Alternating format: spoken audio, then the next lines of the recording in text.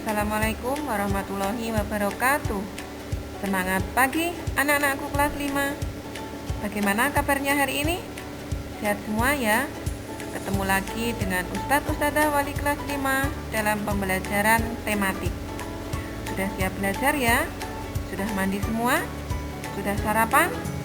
Silahkan siapkan alat tulis dan bukunya.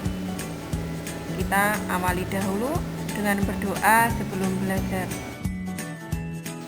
Pada hari ini kita belajar tentang tema 7, peristiwa dalam kehidupan.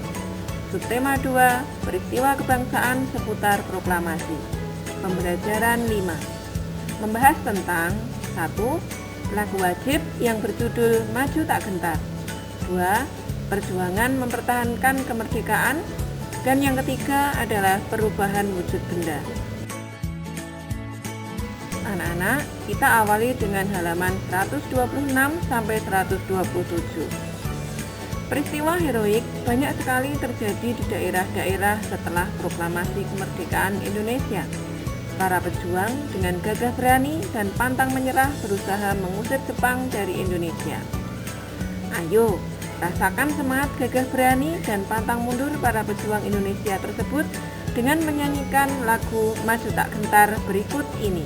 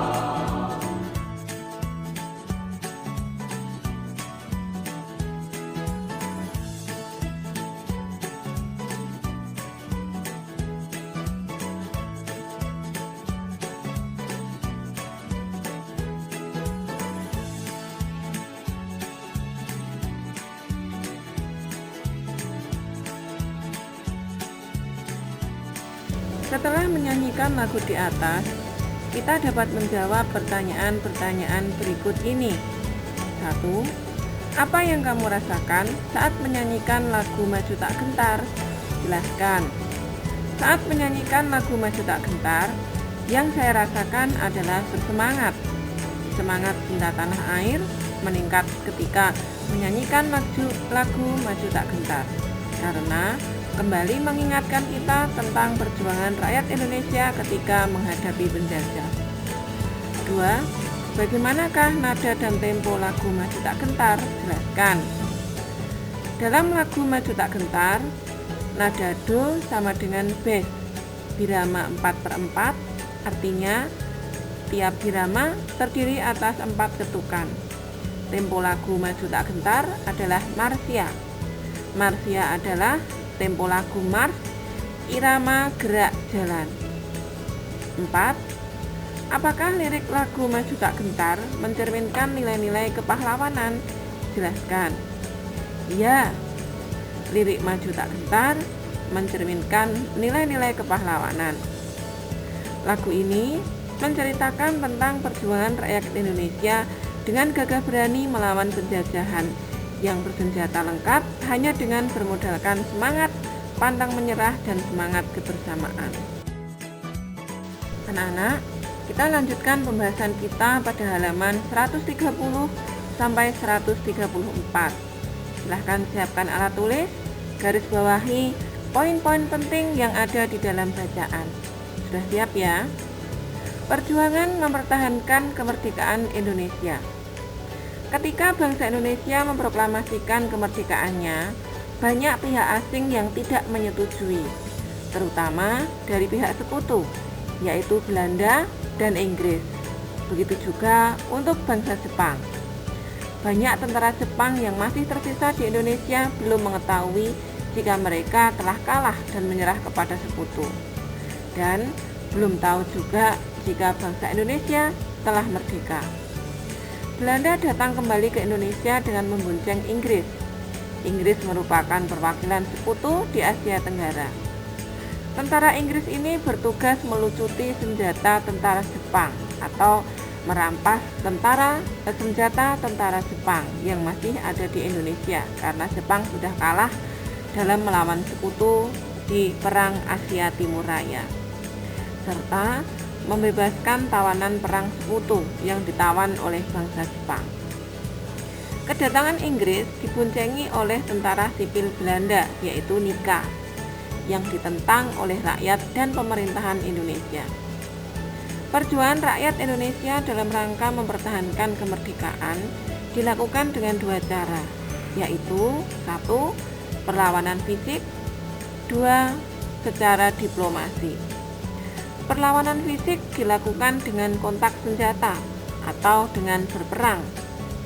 Akan tetapi, untuk perjuangan diplomasi dilakukan melalui meja-meja perundingan. Anak-anak, kita awali membahas perlawanan fisik yang dilakukan di berbagai daerah untuk mempertahankan kemerdekaan Indonesia. Peristiwa-peristiwa yang terjadi antara lain sebagai berikut ini. 1. Pertempuran 10 November 1945 terjadi di Surabaya. Untuk mengenang peristiwa itu, setiap tanggal 10 November diperingati sebagai Hari Pahlawan. Peristiwa ini berawal dari tewasnya Jenderal AWS Malabi, pemimpin sekutu. Tokoh yang terlibat yaitu Bung Tomo, Gubernur Suryo, dan Kolonel Sungkono. Di samping adalah gambar dari Bung Tomo yang mengobarkan semangat juang para pemuda atau arek-arek Surabaya dalam mengusir Belanda dalam pertempuran 10 November 1945 di Surabaya. 2. Palagan Ambarawa terjadi tanggal 15 Desember 1945 di Ambarawa, Jawa Tengah, tepatnya di dekat kota Semarang. Kemudian, untuk memperingati peristiwa tersebut, setiap tanggal 15 Desember diperingati sebagai Hari Infanteri Nasional. Peristiwa ini bermula dari sekutu mempersenjatai tawanan yang sudah dibebaskan. Selain itu, sekutu juga membebaskan orang-orang Belanda secara sepihak. Tokoh yang terlibat yaitu Kolonel Isdiman dan Kolonel Sudirman. 3. Bandung Lautan Api terjadi di Bandung 23 Maret 1946. Peristiwa ini berawal dari ultimatum sekutu, yaitu meminta senjata yang diperoleh dari tentara Jepang untuk diserahkan kepada sekutu. Namun, rakyat Bandung menolaknya, bahkan membakar habis seluruh kota Bandung. Tujuannya adalah agar kota Bandung tidak dikuasai oleh sekutu. Tokoh yang terlibat dalam pertempuran yaitu Muhammad Toha, Abdul Haris Nasution, dan Suryadi Surya Dharma. 4. Pertempuran Medan Area terjadi di Medan, Sumatera Utara, tanggal 10 Desember 1945. Terjadi karena orang Belanda menginjak-injak bendera merah putih. Tokoh yang terlibat yaitu Ahmad Tahir. Nomor 5. Serangan umum 1 1949 di Yogyakarta. Peristiwa ini dipicu ketika Belanda menduduki kota Yogyakarta dan mempropagandakan bahwa TNI telah hancur. Tokoh yang terlibat antara lain Letkol Soeharto dan Sultan Hamengkubuwono ke-9. Serangan umum 1 Maret merupakan perlawanan bangsa Indonesia untuk menumpas serangan Belanda, yaitu agresi militer Belanda II yang terjadi pada tanggal 19 Desember 1948. Dalam agresi ini, Belanda menyerang ibu kota Yogyakarta. Pada waktu itu, ibu kota Republik Indonesia berada di Yogyakarta karena wilayah Jawa Barat dan Jakarta merupakan masuk ke dalam wilayah kekuasaan Belanda, serta menangkap Soekarno, Muhammad Hatta, Syahrir, dan tokoh-tokoh yang lain. Jatuhnya ibu kota negara ini menyebabkan Presiden Soekarno memberikan mandat kepada Syafruddin Prawira Negara untuk membentuk pemerintahan darurat Republik Indonesia yang berada di Bukit Tinggi, Sumatera Barat, yang dipimpin oleh Syafruddin Prawira Negara. Pemberontakan berhasil ditumpas oleh Letkol Soeharto. 6. Perang Puputan Margarana terjadi tanggal 20 November 1946 di Bali, dipimpin oleh I Gusti Ngurah Rai. Perang Puputan artinya pertempuran sampai titik darah penghabisan. Selanjutnya, perjuangan secara diplomasi yang dilakukan oleh bangsa Indonesia, yaitu 1. Perundingan atau Perjanjian Linggarjati terjadi pada tanggal 10 November 1946 di Linggarjati, Cirebon, Jawa Barat. Dalam perundingan ini, Indonesia diwakili oleh Sultan Syahrir, Belanda diwakili oleh Profesor Schermerhorn. Hasil perjanjian yang pertama, Belanda hanya mengakui wilayah kekuasaan Indonesia atas Pulau Jawa, Madura, dan Sumatera. Berarti berdasarkan isi perjanjian Linggarjati ini, wilayah Indonesia menjadi semakin sempit. Negara Indonesia Serikat terdiri dari negara Republik Indonesia, negara Indonesia Timur, dan negara Kalimantan. Negara Indonesia Serikat dan Belanda merupakan satu uni dengan nama Uni Indonesia Belanda yang diketuai oleh Belanda. Akan tetapi, Belanda sendiri mengingkari isi perjanjian Linggarjati ini dan melancarkan agresi militer Belanda I pada tanggal 21 Juli 1947. Yang kedua, Perjanjian Renville. Wakil Indonesia yaitu Amir Syarifuddin dari Belanda, J. Leimena, dan penengahnya adalah dari KTN, Komisi 3 Negara, yaitu yang beranggotakan Belgia, Amerika Serikat, dan Australia. Perjanjian Renville dilaksanakan tanggal 17 Januari 1948 di atas kapal USS Renville miliknya Amerika Serikat yang sedang berlabuh di Tanjung Priok atau di Teluk Jakarta. Isi dari perjanjian tersebut antara lain 1. Belanda hanya mengakui daerah Republik Indonesia atas Jawa Tengah, Yogyakarta, bagian kecil Jawa Barat, dan Sumatera. Wilayah Indonesia menjadi lebih sempit lagi. Yang kedua, semua pasukan RI harus ditarik mundur dari wilayah-wilayah yang diduduki Belanda. 3. Belanda tetap berdaulat di seluruh wilayah Indonesia sampai diserahkan kepada Republik Indonesia Serikat atau RIS yang akan segera dibentuk. Namun, Belanda sendiri juga mengingkari hasil dari perjanjian Renville dengan melakukan serangan yang diberi nama agresi militer Belanda II pada tanggal 19 Desember 1948 di Yogyakarta. Yang ketiga, Perjanjian Romroyen dilaksanakan tanggal 17 April 1949 di Jakarta. Indonesia diwakili oleh Muhammad Rum, sedangkan Belanda diwakili oleh Van Rooyen, sehingga perjanjian tersebut diberi nama Perjanjian Romroyen. Isi perjanjian tersebut yaitu 1. Pemerintah Indonesia dikembalikan ke Yogyakarta. 2. Menghentikan gerakan militer dan mengembalikan tawanan. 3. Republik Indonesia sebagai bagian dari negara Indonesia Serikat. 4. Akan segera dilaksanakan Konferensi Meja Bundar. 4. Konferensi Meja Bundar atau KMB, usaha untuk memperoleh pengakuan kedaulatan Indonesia dari Belanda.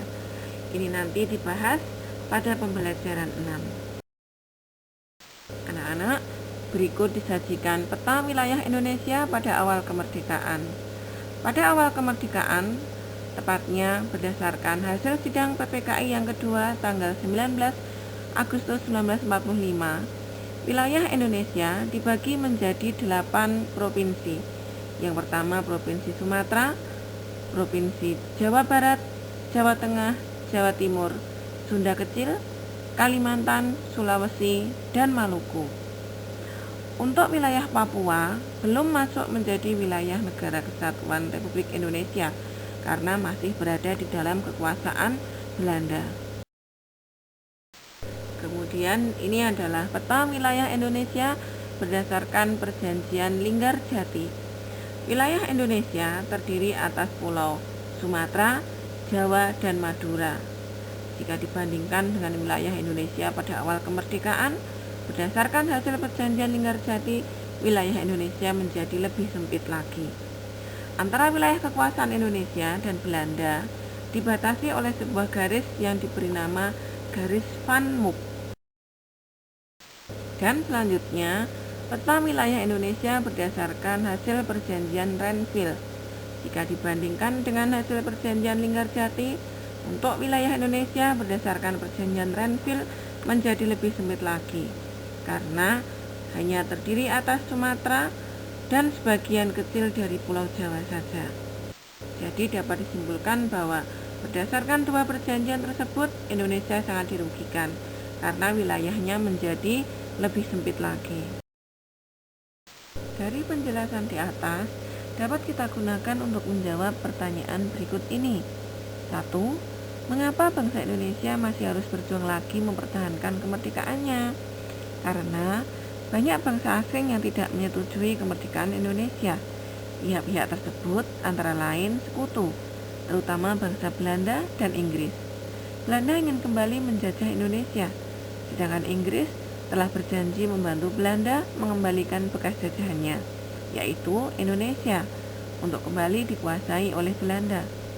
Setelah itu, banyak tentara Jepang yang tersisa di Indonesia dan belum mengetahui jika Jepang telah kalah perang dan menyerah kepada sekutu. Juga belum mengetahui bahwa bangsa Indonesia telah merdeka. Nomor 2. Apa yang dimaksud perjuangan fisik dan diplomasi? Perjuangan fisik adalah perjuangan yang dilakukan dengan cara kekerasan, yaitu dengan mengangkat senjata, atau melakukan perang, atau kontak tembak. Sedangkan perjuangan diplomasi adalah perjuangan yang dilakukan melalui meja-meja perundingan. 3. Apa yang melatar belakangi peristiwa pertempuran 10 November di Surabaya? Peristiwa 10 November di Surabaya berawal dari peristiwa tewasnya Jenderal Sekutu yang bernama Jenderal AWS Malabi. 4. Apa isi Perjanjian Romroyen? Isi Perjanjian Romroyen adalah 1. Pemerintah Indonesia dikembalikan ke Yogyakarta. 2. Menghentikan gerakan militer dan mengembalikan tawanan. 3. Republik Indonesia sebagai bagian dari negara Indonesia Serikat. 4. Akan segera dilaksanakan Konferensi Meja Bundar atau KMB di Den Haag negeri Belanda. 5. Apa yang dimaksud dengan agresi militer Belanda? Kapan terjadi? Agresi militer Belanda adalah serangan yang dilakukan oleh Belanda untuk merebut kemerdekaan Indonesia. Agresi militer Belanda terjadi 2 kali, yaitu agresi militer Belanda 1 pada tanggal 21 Juli 1947 dan agresi militer Belanda 2 tanggal 19 Desember 1948 di Yogyakarta. Anak-anak, kita dapat menyimpulkan bahwa perjuangan mempertahankan kemerdekaan Indonesia dilaksanakan dengan 2 cara. Yang pertama, bentuk perjuangan fisik, dan yang kedua adalah bentuk perjuangan diplomasi. Bentuk perjuangan fisik yang dilakukan meliputi 1. Pertempuran 10 November 1945 di Surabaya. 2. Pertempuran Ambarawa terjadi tanggal 15 Desember 1945 di Ambarawa, Jawa Tengah. 3. Bandung Lautan Api terjadi tanggal 23 Maret 1946 di Kota Bandung. 4. Pertempuran Medan Area terjadi di Medan, Sumatera Utara tanggal 10 Desember 1945. 5. Serangan umum 1 Maret 1948 di Yogyakarta. Kemudian, bentuk perjuangan diplomasi meliputi 1. Perjanjian Linggarjati dilaksanakan tanggal 10 November 1946 di Linggarjati, Cirebon, Jawa Barat. 2. Perjanjian Renville pada tanggal 17 Januari 1948 di atas kapal Amerika Serikat bernama USS Renville yang sedang berlabuh di Teluk Jakarta. 3. Perjanjian Romroyen tanggal 17 April 1949 di Jakarta. Indonesia diwakili oleh Muhammad Rum dan Belanda Van Rooyen. Perjanjian ini ditandatangani tanggal 7 Mei 1949. Pembahasan berikutnya adalah untuk halaman 126 sampai 127 tentang percobaan perubahan wujud benda, yaitu menguap. Ada 2 macam percobaan. Yang pertama, memanaskan air di atas api, dan yang kedua adalah menjemur pakaian. Kedua percobaan tersebut merupakan percobaan untuk membuktikan bahwa benda mengalami perubahan wujud, yaitu dari benda cair menjadi benda gas.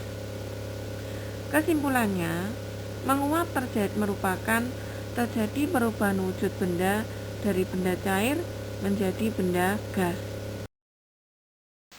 Alhamdulillah, kegiatan belajar tematik hari ini sudah selesai.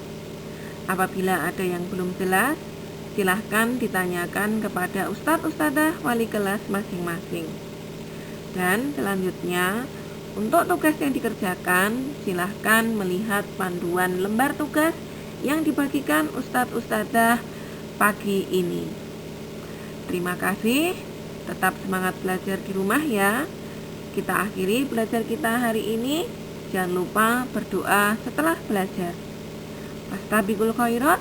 Wassalamualaikum warahmatullahi wabarakatuh.